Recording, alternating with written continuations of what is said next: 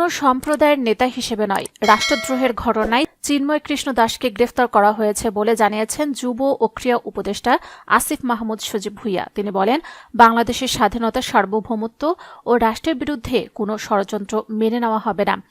মঙ্গলবার সকালে রংপুরের পীরগাছার ছাওলা ইউনিয়নের পাওটানা কলেজ মাঠে স্থানীয় জনসাধারণের সঙ্গে মতবিনিময় এবং অসহায় ও দুস্থদের মাঝে শীতবস্ত্র বিতরণ শেষে সাংবাদিকদের এসব কথা বলেন তিনি। আসিফ মাহমুদ আরও বলেন, শেখ হাসিনার সরকারের সময় গোপালগঞ্জ সহ দু একটি জেলার উন্নয়ন করা হয়েছে, বাকি জেলাগুলোর সঙ্গে বৈষম্য করা হয়েছে। স্বাধীন বাংলাদেশের রংপুরবাসী আর কোনো বৈষম্যের শিকার হবে না। পরে অসহায় দুস্থ পরিবারের মাঝে প্রায় 600 শীতবস্ত্র ও কম্বল বিতরণ করা হয়। এ সময় 24 এর গণ অভ্যুত্থানে শহীদের পরিবারের সদস্য রাজমিস্ত্রি শহীদ মঞ্জু মিয়ার স্ত্রী রহিমা খাতুন, গার্মেন্টস কর্মী শহীদ মামুন মিয়ার বাবা আসগর আলী এবং শহীদ সাইফুল ইসলামের স্ত্রী রানী বেগম তাদের কষ্টের কথা তুলে ধরেন।